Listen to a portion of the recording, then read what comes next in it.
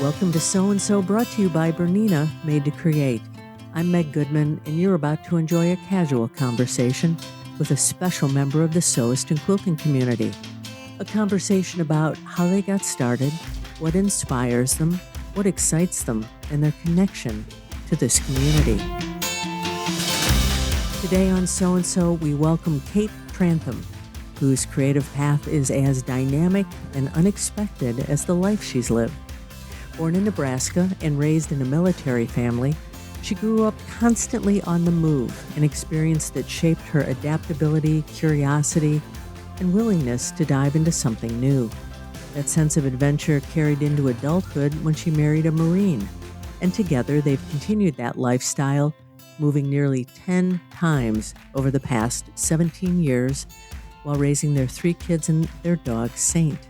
Along the way, she's worn a lot of hats: yoga instructor, ride operator, even magician's assistant. But through it all, there's been a consistent love of creativity and a drive to explore it in new ways. For Cait, sewing garments wasn't always a part of that story. For years, she was almost exclusively a quilter, while clothing construction feeling just out of reach. But when the pandemic hit and the world slowed down, she found herself searching for inspiration.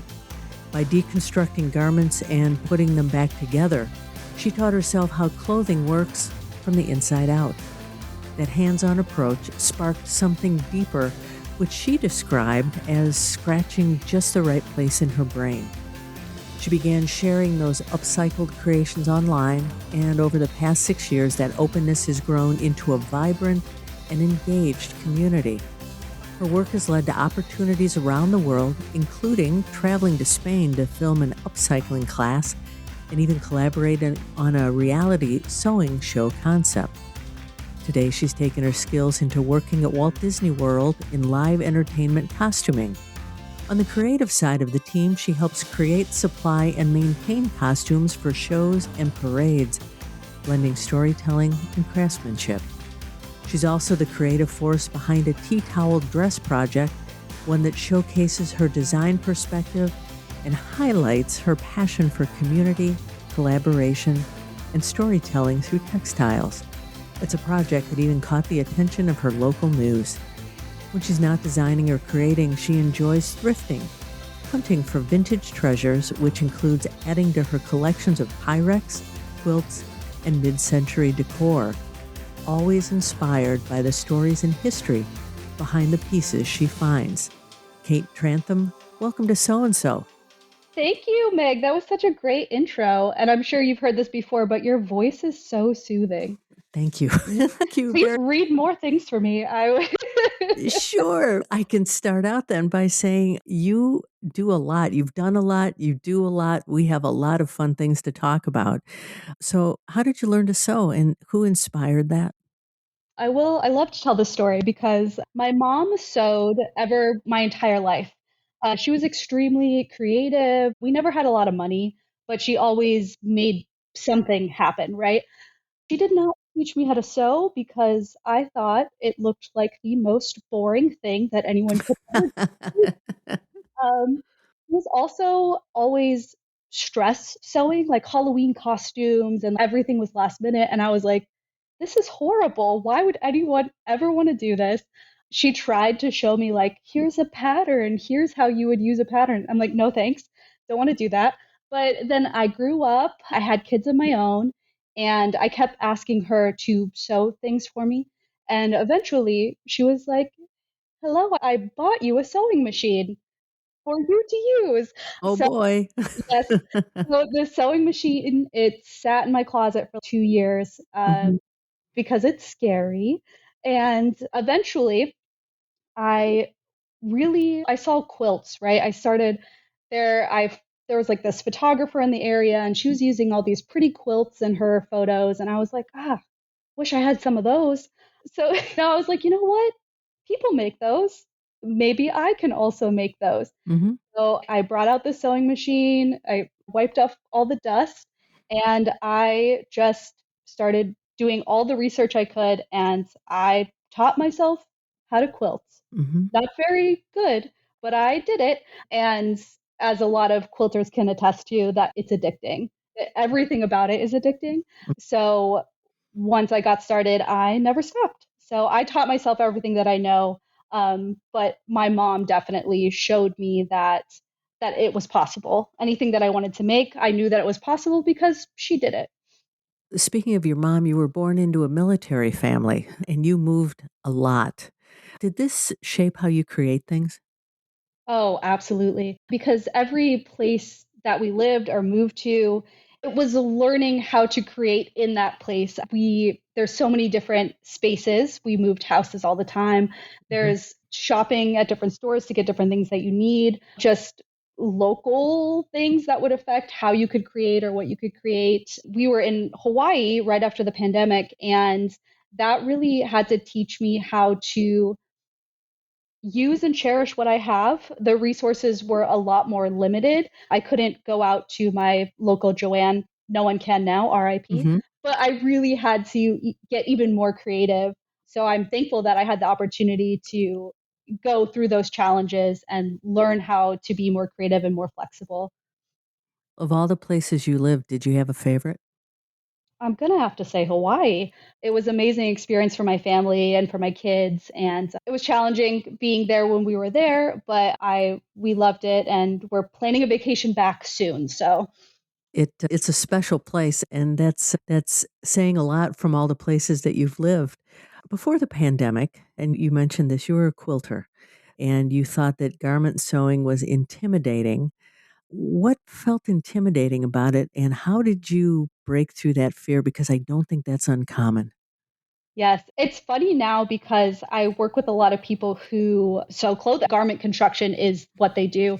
And they look at me as someone who knows how to quilt and they're like, oh my gosh, like I could never do that. And I was like, you guys are crazy. It's the opposite. For me, even though there's a lot of perfection put on quilting, I I always knew that if I made a quilt for somebody, they would love it no matter what. Like to the untrained eye, it is challenging to see flaws. And Mhm. I feel like with clothing, it is not challenging to see flaws because people know what things are supposed to look like. You have to make clothes to fit on a body, and that's a totally different skill, a totally different way to look at fabrics. So I was very scared to get into garment sewing. And you did. So I, how and you did. Like getting that dusty sewing machine out of your closet, something changed.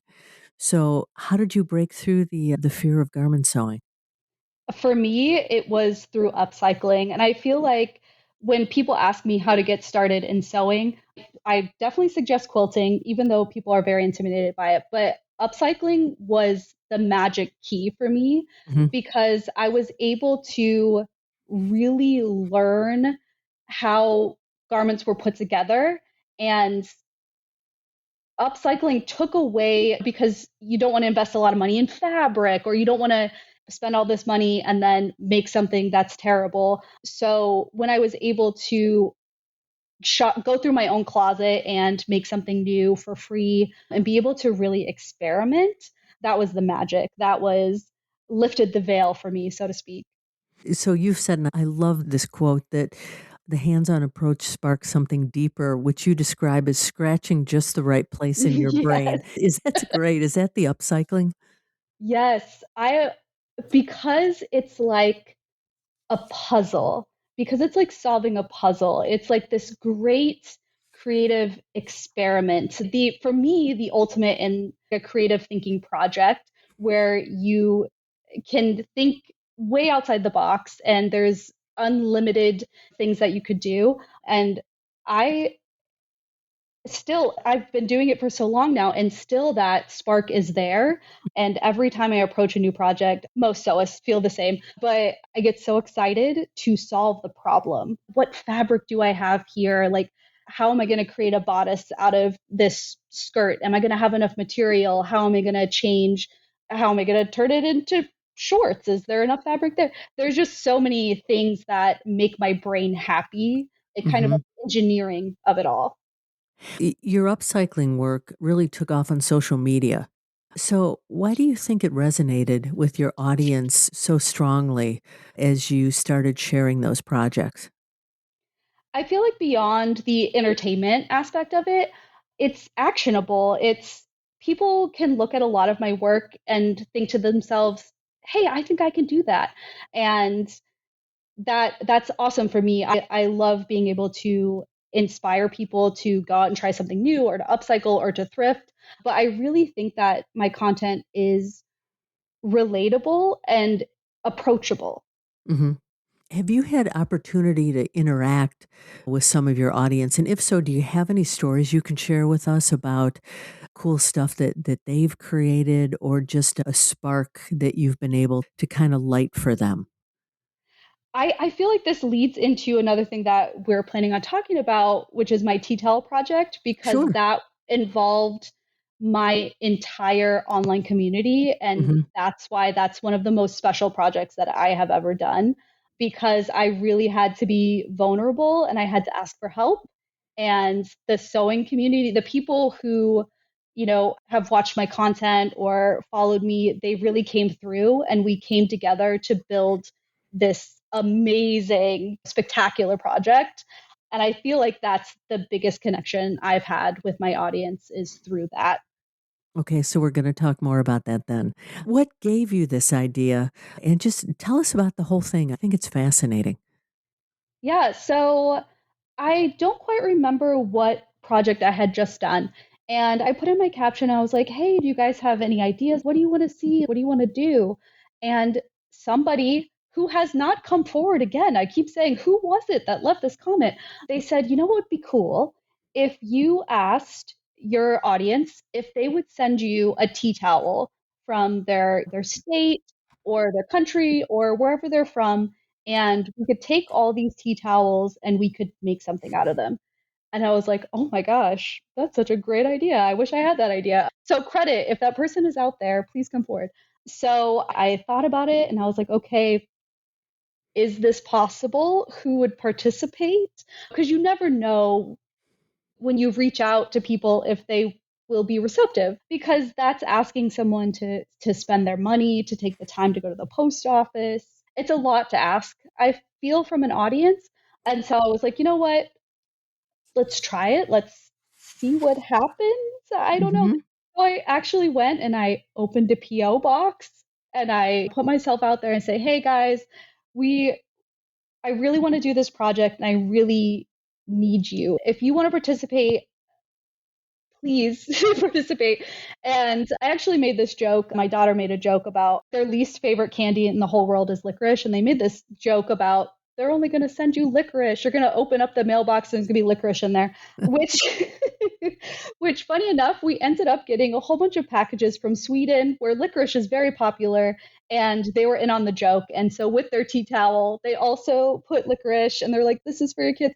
But anyway, so I opened the PO box, I put the message out there, and the original goal was all 50 states, and we ended up receiving over 600 tea towels from Wow. all over the globe, from everywhere. We got all 50 states and then some. I think I tallied it up, and Florida and California were the top, like the Hmm. most towels sent.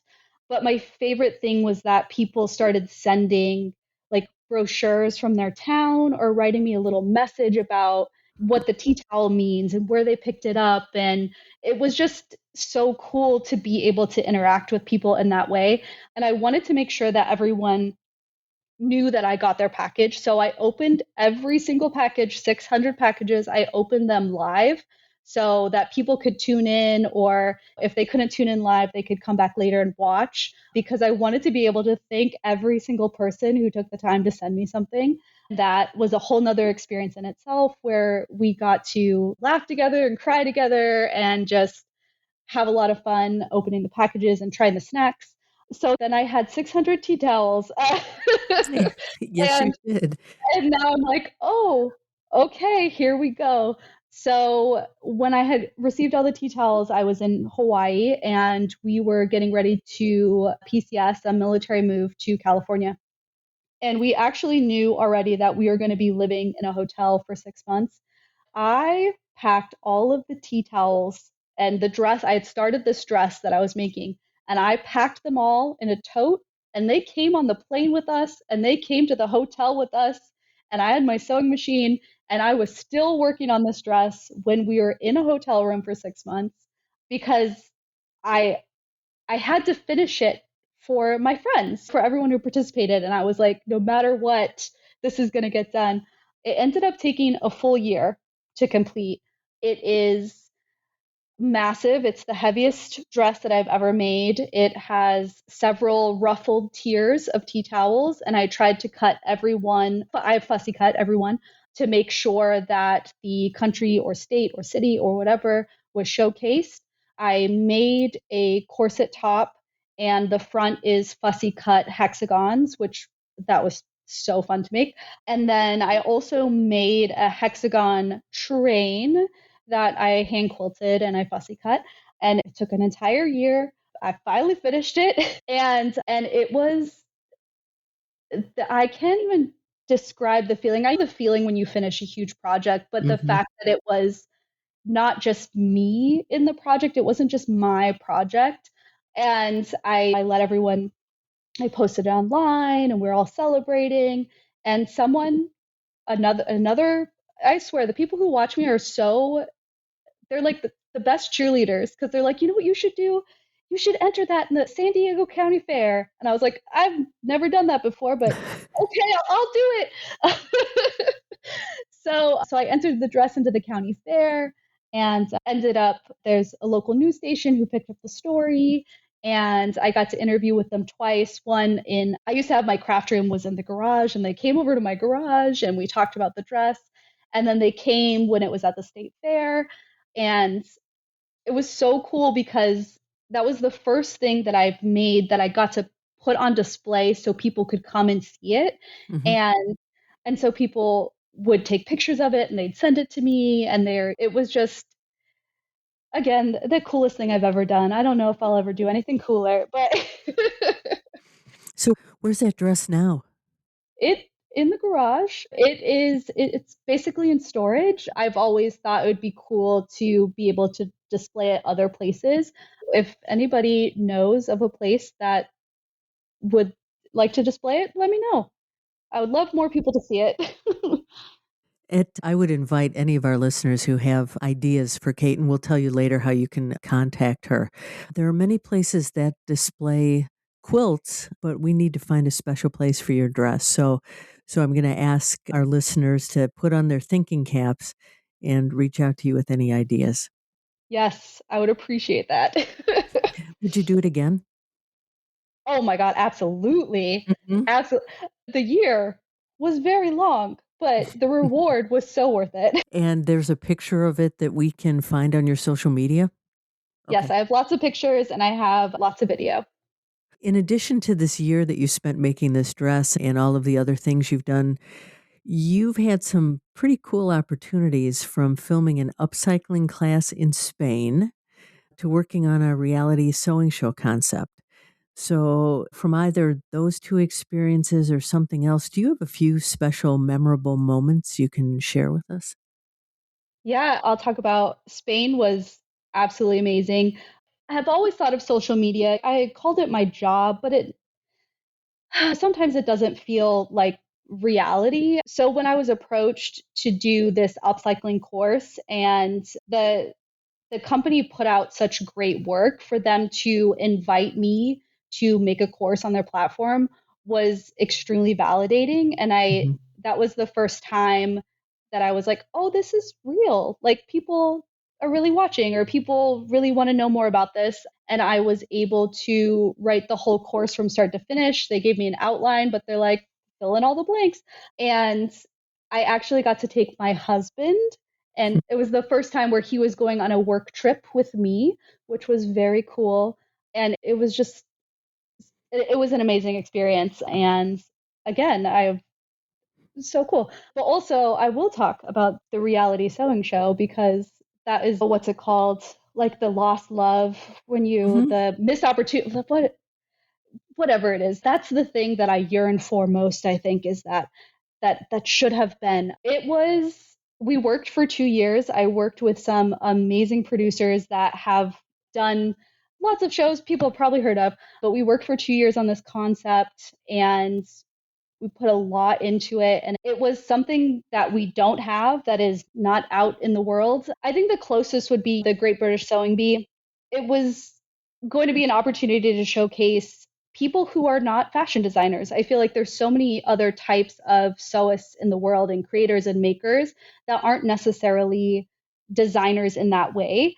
And we were really excited about the opportunity to showcase all different ages and people from all over and just all different kinds of people. And it was upcycling based. But when they went to market to try to sell it, no one picked it up. Mm-hmm. So it is lying dormant. And I still have a hope one day that it will come out of the vault and somebody will be like, yes, we want to make that. But again, that it was the fact that came out of my social media and came out of me just showing people what I like to do and what I was passionate about Mm-hmm. was a really awesome experience. And I'm sad that it never came, but I am happy that I got to do that. So Is there an opportunity to, as you said, bring it out of the vault and direct in people's interest in it? maybe if someone says, if there's somebody from a network that's, Sure. hey, we want one of those. I think a lot of it was that because I would have potentially been like a character, not a character, but like a big part of the show, Hmm. that a lot of people were not going to take a risk on an unknown person, a very niche online person. Hmm. So it wasn't, there was no star power behind it. So it wasn't very tempting, but maybe one day, I don't know. You never know. You never know. So I want to talk about your love for vintage. You're clearly drawn to it, whether it's Pyrex, quilts, clothing. How does that love of the past influence your design choices today? Yeah, I will never forget. I feel like I've said that a few times, but when I first got into quilts and I got into quilting, I made it known to our families that if you see a quilt, send it my way. I'm now collecting quilts. And someone in our family, I won't name her specifically because she will listen, but she said, hey, I have some quilts. They were made by a family member. I'll bring them to you. I don't know if they're any good. So she brings me these quilts. And the first one that I opened up was this beautiful flower garden quilt. There was several flower garden quilts, right? And I'm thinking, what do you mean you don't know if these are good? And also, I'm like, how do you know how like precious and special these are? Like how like whoever made these, I know who made them, but whoever made them spent so much time on them. And the person who gave them to me, she said, I don't they probably didn't take that much time. She had so many of them. I was like, "Oh, okay." But specifically, she gave me the beautiful flower garden quilts and she also gave me a couple crazy quilts. And I loved those just a little bit more because I know that those fabrics came from her personal stash. They were like all the leftovers of all the projects she had probably made. And I cherish them. I'm like, Hmm. this is the coolest thing to have. And the person who gave them to me said, these are ugly. And I was like, no, they're beautiful. And I feel like this was the start of my deep connection. Like there is just something about seeing someone else's work, especially finding it in a thrift store and how much time and effort was put into it, being a creator and maker and quilter and so how much that took from them. So that was definitely the beginning of that intense love. It's interesting that your love for the story behind your materials translated to your tea towel project. Yes, it did. I was able to bring it to life. There's a common theme there, and the stories always bring the creations to life and give them a story. Yeah, yeah, absolutely.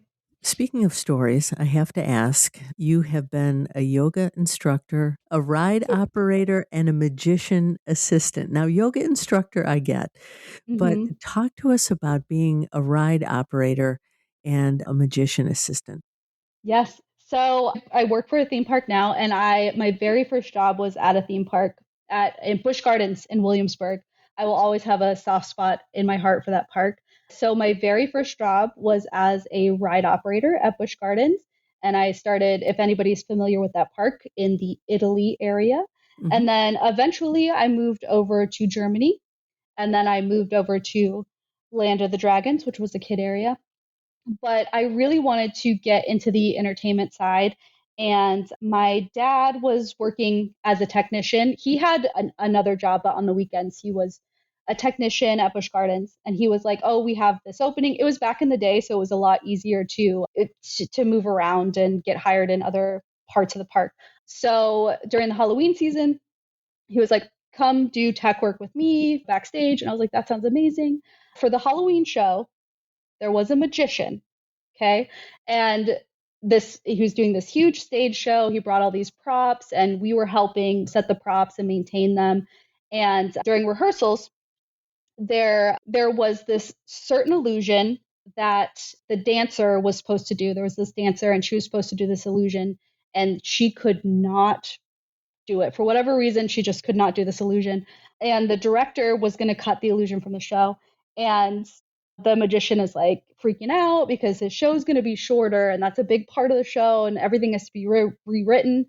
And my dad is like, "Hey, you know what?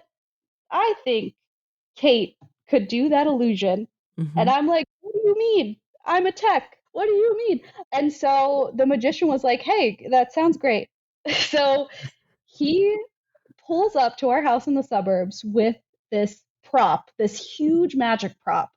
And for an entire weekend out in our front yard, we practice this illusion, and we bring it back for the next rehearsal. And we are running through the show, and it comes time, and it's like, we're going to do this illusion, and it works perfectly.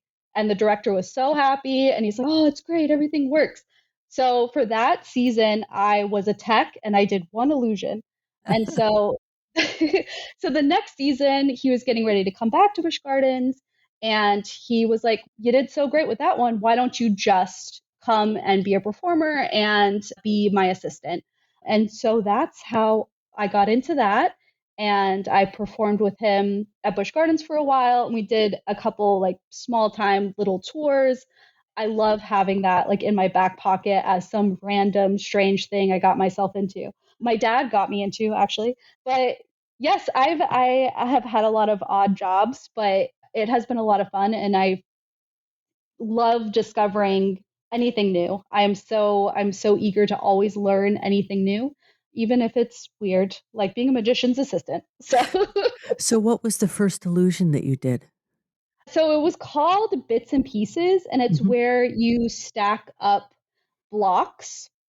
They're like the letter blocks that kids play with, and you stack them up, and then you get a sword or a blade, and you put it like the I get in the boxes, and then the blade goes through, Hmm. and then it looks like I'm getting cut in pieces because you move different blocks. Yeah, that's I can imagine you were the talk of the neighborhood practicing on your front I lawn. don't even know. I My dad was the president of the HOA, so they couldn't really say much. They expected it every year. They wanted a new illusion. Yeah, yeah. They're like, when is he gonna come back? Cait, you've done so much and clearly have fun. What's next for you and what's your dream? I really am exploring opportunities at where I work now, but I am looking into how to connect more with people in my audience. Hmm. And I'm working with an app developer on something kind of special that hopefully I can talk about soon, which might end up being a really cool resource for people who like to thrift and upcycle. So that's on the horizon.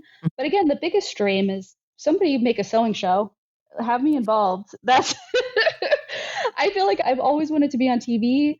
I have no talents that would allow me to do that. So I'm trying to wiggle my way on somehow with the talents that I do have. So There is no doubt that you'll get there. We will see you in something like that in our future, I'm sure. we're manifesting. Indeed, we are. So, so in everything we talked about today, is there a question I didn't ask you that you wish I had? I don't think so. I think we covered a lot. We did. Yeah. This has been so much fun. Your energy is just contagious, and I want to thank you for sharing your story with us today. Thank you again so much for having me on. I'm so honored to be involved, and this was great. I'd do this every day. This was. So I know our listeners, we talked about this earlier, are going to want to reach out to you. So what's the best way for them to do that? I'm on every social media platform: Instagram, Facebook, YouTube, TikTok. But my email is caitconquers@gmail.com. So if you want to reach out to me specifically, you can email me or feel free to DM me on any one of those platforms. I use Instagram most often. So that's where you'll find me. Perfect. Cait, thank you again for joining us. Thank you, Meg. I appreciate it. Well, there you have it. Another story about someone just like you. Someone for whom sewing and quilting is so much more than a hobby. It's a way of life and a connection to something bigger. If you know someone you think has an outstanding story, a story that should be shared on this podcast, please drop me a note to meg@soandsopodcast.com or complete the form on our website. Be sure to subscribe to, review, and rate this podcast on your favorite platform, and visit our website, soandsopodcast.com, for more information about today's and all of our guests. That's SEWANDSO podcast.com. And finally, I want to thank Bernina for making this program possible. I'm Meg Goodman, and I look forward to you joining us next time on So and So.